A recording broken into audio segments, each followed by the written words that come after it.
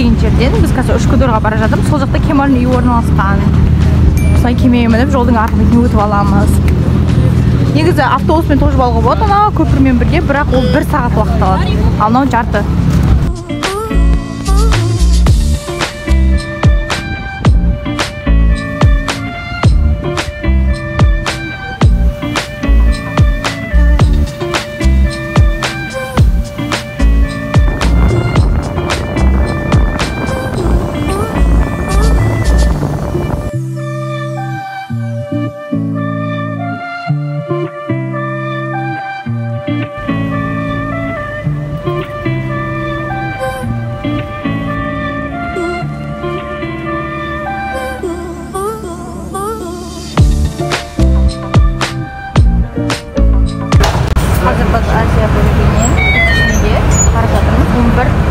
деген автобусқа мінген.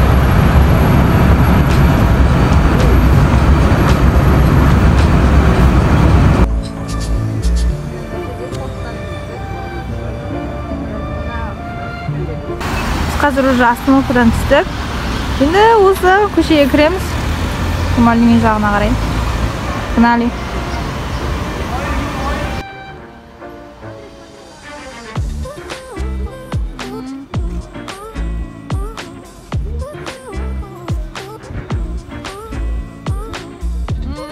Kovastım.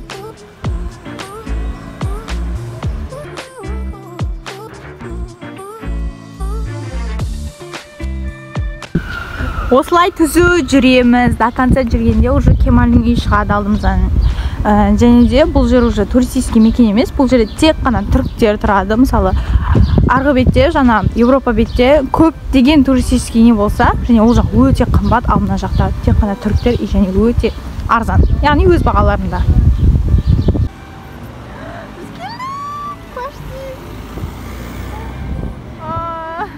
Катилаймен Кемалдың үйіне келдік. Жаттап алыңдар, друзья, 173-ші үй Кемалдың үйі.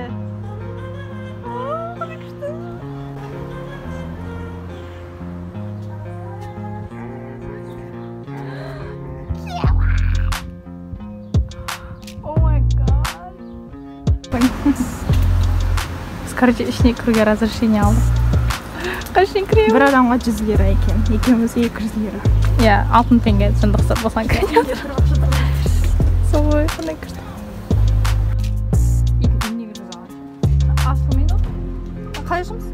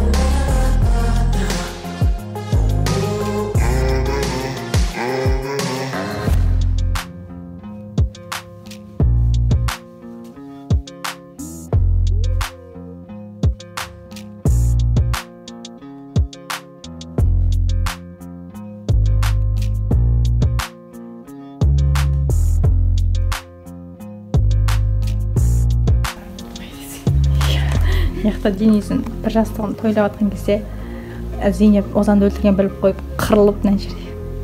Сұмдық болған. Убийца! Это ты убила моего брата! Ты его убила!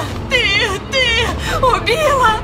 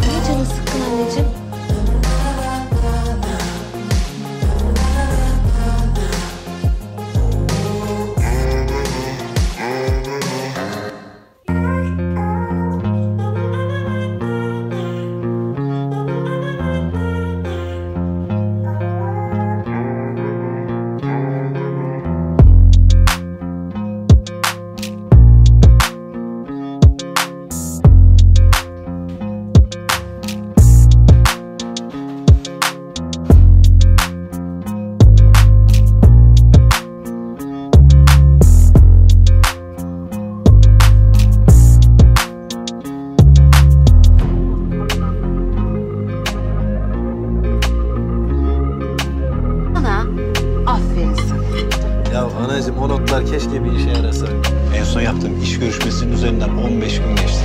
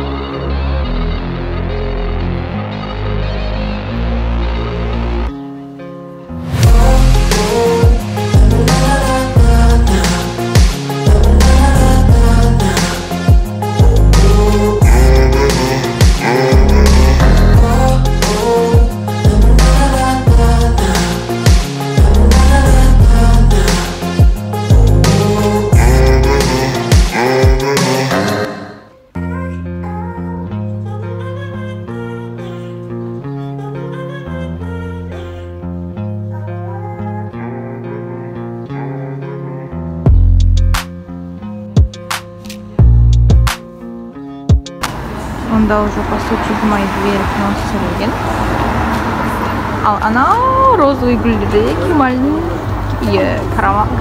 қара севда түсірілген.